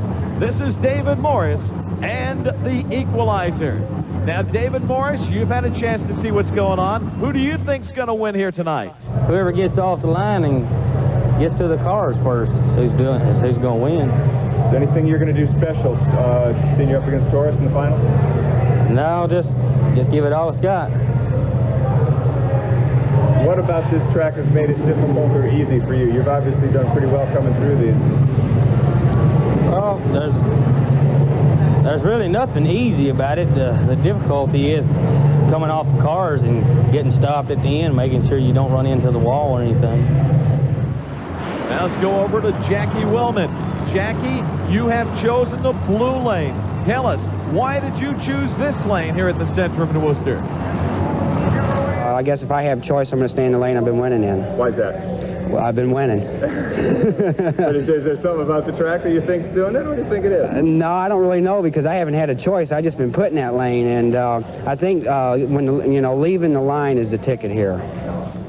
When you're the world champion, everybody's gunning for you, and that's where we stand with Jack Willman Jr. right now. David Morris wants him, and he wants him bad. David Morris, the young guy out of Springfield, Tennessee, going up against the world champion. We're set to go. Jack Willman is set to go, and the Equalizer is ready. It's Monster Smash final time. David Morris gives us a thumbs up. Whoa! That adrenaline got going, and David Morris knocks down the big guy. He knocks off the world champion. The Equalizer gets the win at the Centrum. The thumbs up from David Morris. Could that be a sign that he knew what was to come? Up, over, and into the winner's circle. David Morris and the Equalizer takes it at the Centrum. You know, David Morris took what Jackie Willman's been doing all year long and turned it around on him. All year long, Taurus has been qualifying way back and working his way up to a win.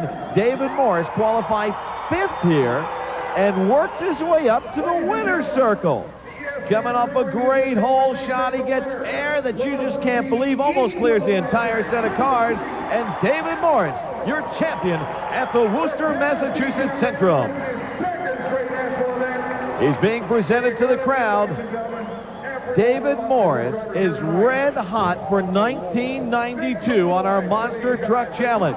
To the floor, the defending world champion. This is Jackie Willman out of Granite City, Illinois. He'll be piloting the incredible monster truck, Taurus. Going against him out of Kill Devil Hills, North Carolina, driving Dennis Anderson's Gravedigger. This is Lyle Hancock. We'll have the story of Dennis Anderson in just a moment. The crowd is ready. The trucks are ready for round number 1. And the defending champ picks up the win. There you go. Jackie Willman, Taurus. Check this out. He stays low. He stretches out while Digger goes high. Comes across that finish line a full half truck length ahead of Digger. The win to Taurus. This is a Chevy Ford matchup. The battle of the foots, if you will. First up, the veteran Fred Schaefer and Barefoot out of Pontoon Beach, Illinois.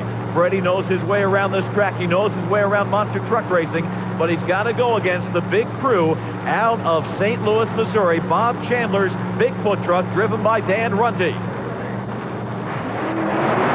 They go, they launch, and again, the wind goes to the near lane, and Fred Schaefer's Barefoot truck, you can see it there. Bigfoot a full 5 feet up in the air more than Barefoot across, and picks up the win. Fred Schaefer goes against Taurus in round number 2.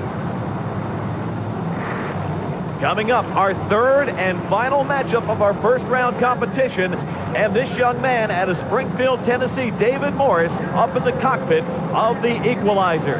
David has had a great season thus far, but so has this guy. Gary Porter out of Wadesboro, North Carolina, and his Carolina Crusher monster truck. Brand new, built for speed. It's going to be Equalizer and Crusher. Let's check it out.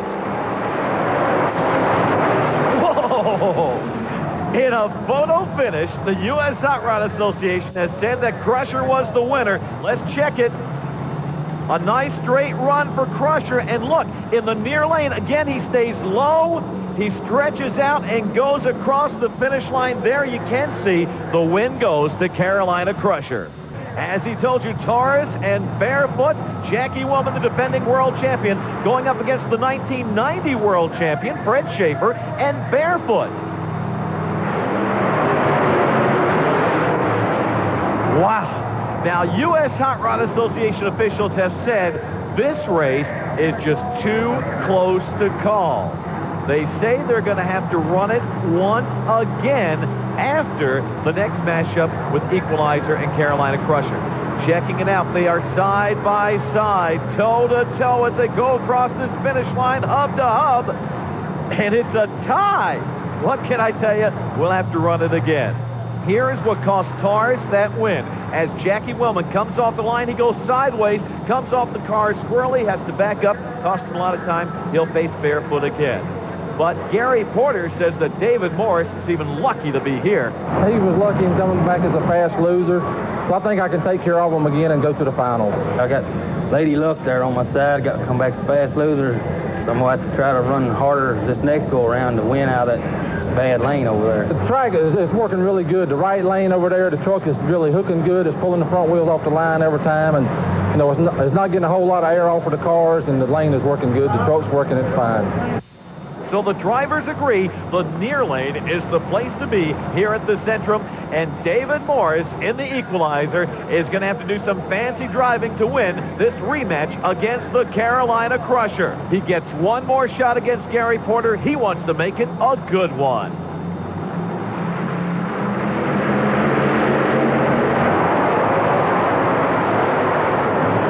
And look at this.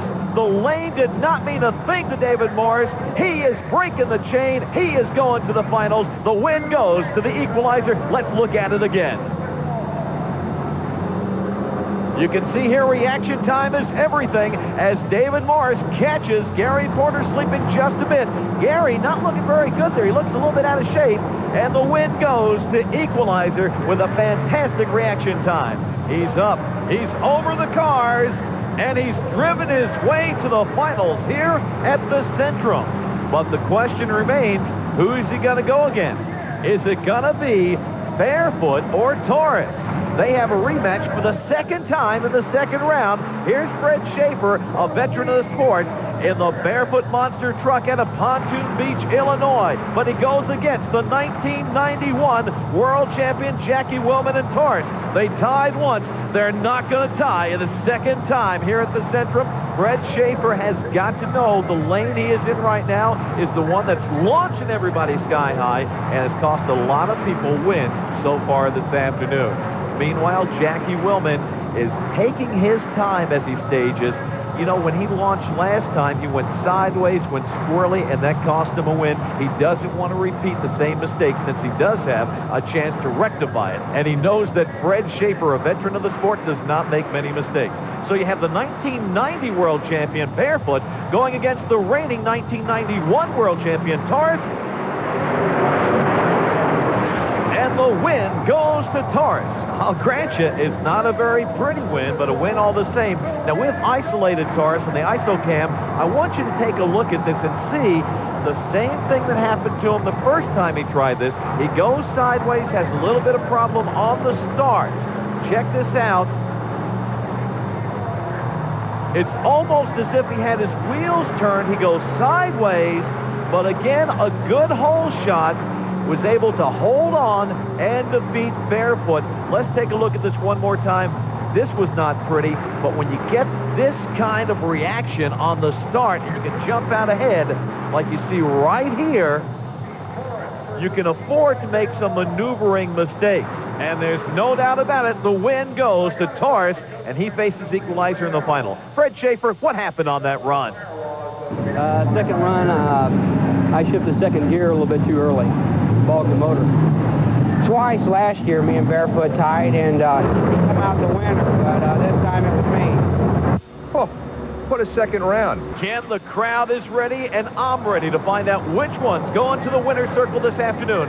This young man out of Springfield, Tennessee, David Morris, and the equalizer who's been just doing a super job of late, or the defending world champion, Jackie Willman, and the Taurus monster truck.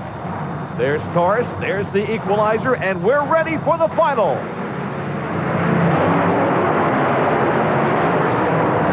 Talk about close action. This monster truck challenge has had it, and the U.S. Hot Rod Association says the win goes to the equalizer. Yes, David Morris in the equalizer has played the part of the comeback kid here at the Centrum. Let's look at it again. The reaction time on David Morris picking up the win. The crowd just on their feet. And let's get a shot of the equalizer as David Morris comes around and shows us that championship winning driving style. Off the line, he hits the ramp, he's in the air and into the winner's circle for the boy from Tennessee, David Morris, the comeback kid, and the equalizer gets the win here at the Centrum. This is just incredible. The crowd loves it, and this is what our Monster Truck Challenge is all about. David, take your bows, buddy. Now, Fred Schaefer was our fastest qualifier earlier today with 2.23 seconds. We caught up with Fred and asked him about this track. The right lane has been the better lane so far. Why is that? The dirt on the starting line, the position of the cars might be just a hair difference on one lane to the other. And Fred Schaefer out of Pontoon Beach, Illinois, our fastest qualifier, gets the lane choice and, of course, chooses that right-hand lane. He's up against the reigning world champion, Jackie Willman, and Taurus. Jackie out of Granite City, Illinois. He's in the left-hand lane with Barefoot in the right. They're staged. We're ready to go at the Centrum in Worcester. Side by side, and that one is extremely close. U.S. Hot Rod Association officials have asked to look at the ESPN replay to make a determination. Now, Fred Schaefer had total control of his truck going over the cars. Nice landing and over. Meanwhile, Jackie Willman in the left-hand lane, the blue lane, up and over. A nice run by him. Inches separate the two, and as we take a look at it one more time, you can see our slow-mo cam catches them as the U.S. Hot Rod Association officials say the win goes to Jackie Willman and Taurus by 6 inches. So Taurus moves on. Here comes the Carolina Crusher. Gary Porter going up against the Gravedigger. Dennis Anderson's truck out of Kill Devil Hills, North Carolina, being piloted by Lyle Hancock. And a lot of Gravedigger fans in the audience tonight. Here's Gary Porter in the Carolina Crusher. Gary hails from Wadesboro, North Carolina, and we call him the lone wolf on the tour. Travels by himself without a crew. Does just fine. They're staged and ready, Digger and Crusher. And Gravedigger goes high. Crusher stays slow and gets the win. Your winner, Gary Porter and the Carolina Crusher. And you want to see how it's done? The trick is to stay low. Off the line, side by side, they're even. But this is what happens. The Digger launches, and when you're going high, you're not going far. And that's what happens. Carolina Crusher with almost an entire half truck length lead and a win. The trick is to hit the ramp, go over the cars, but don't go skyward. And that's how Gary Porter gets his win here at the Centrum in Worcester. Matchup number 3 between the equalizer, David Morris, out of Springfield, Tennessee, the smiling guy. He goes up against Bob and Marilyn Chandler's Bigfoot. The Bigfoot out of St. Louis, Missouri, being piloted today by Dan Runty. Dan, one of the many drivers on the Bigfoot camp. Here we go. Bigfoot, equalizer, side by side. Bigfoot with a hole shot. but the equalizer comes from behind for the win. David Morris, the guy who has just been phenomenal this season, racks up some more points and yet another win. Bigfoot and the hole shot. Again, they go high in that left-hand lane while the equalizer stays low. And about a quarter truck length lead, David Morris has total control of his truck. The ISO cam picks him up at the beginning of this run. It's up, over, staying low, stretching out and across the finish line. David Morris wins in the right-hand lane. Taurus won in the left-hand lane. Carolina Crusher won in the right-hand lane. It's not lane choice. It too gets the hole shot. Asked him about this tough competitor, Taurus. Taurus, he's the champion last year, and he's running really strong this year. And he's had 3 wins so far, and I have, had some bad luck this year and haven't took a win yet. And we're going to be paired up against one another in the next round. I hope I can put them away for the first time this year. What are you going to do to put him away? I'm going to have to really cut a real close light, and hopefully I can stall my motor up around 4,000 RPMs and really get a good hole shot. That's where the win will come from, the hole shot. Now, Jackie Willman in Taurus is the world champion, and he's got some thoughts about what it's going to take to win tonight. Yeah, not having lane choice is definitely a disadvantage because left lane is a lot worse than the right lane. The left one's giving you a lot more air, so it's hard to make time. You've had pretty good luck against Crusher in the past. How do you think you're going to fare on this one? I don't know. Carolina Crusher is a tough competitor, and his turn is coming, and I'm just hoping for the best. So their stage are set to go. It's showtime in Worcester. Oh, my gosh. Oh, my gosh. I couldn't tell. We just could not tell, and the U.S. Hot Rod Association officials cannot tell which truck was first over the finish line. Side by side, they enter the ramp, up over the cars. Taurus going high, Carolina Crusher going low. The flash bulbs going off in the arena, and it looks as though Crusher may have done it. Just inches separate the two trucks. And as we view the ISO cam with Gary Porter's Carolina Crusher coming off, pulling to the left, the announcement has just been made, ladies and gentlemen. Your winner, Gary Porter and the Carolina Crusher. Carolina Crusher wins the race over Taurus.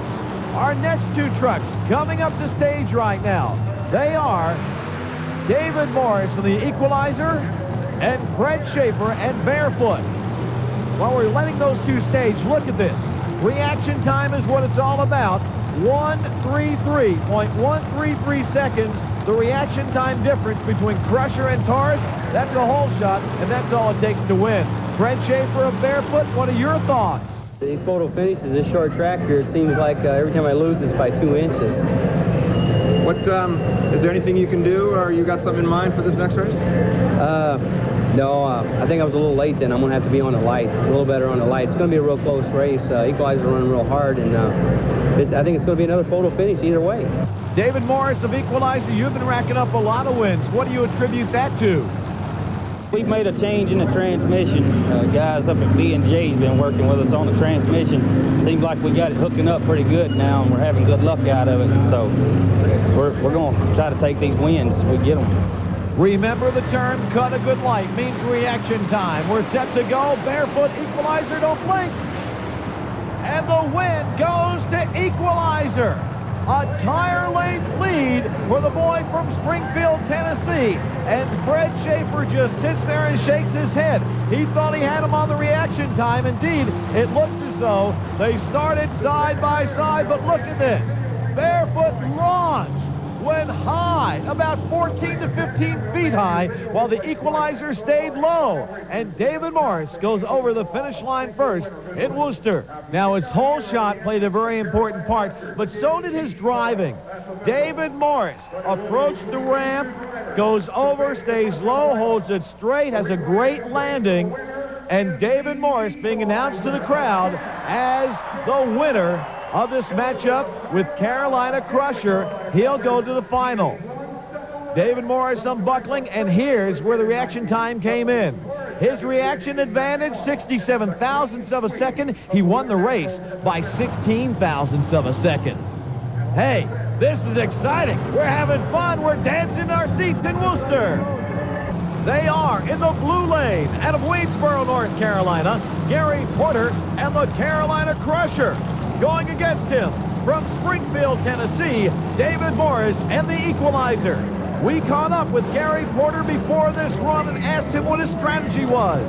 Well, I'm going to have to go out there and check the lane out and see where the best place will be to line up on the lane, and I'll just have to go from there. You know, when I pull up there, that's when I'll decide exactly what I'm going to do. Well, good luck, Gary. Gary Porter and the Carolina Crusher. His competition, David Morris of the Equalizer out of Springfield, Tennessee. And Dave, I know you got some thoughts on this one. Seems to be a good lane and a bad lane, so I'm hoping that that good lane's going to give me a win here tonight. And a good luck to young David Morris out of Springfield, Tennessee, the driver of Equalizer. Equalizer Crusher, get staged and ready for this monster final in Worcester, Massachusetts. The Equalizer inches up. David Morris driving for Gary Cook's team out of Tennessee.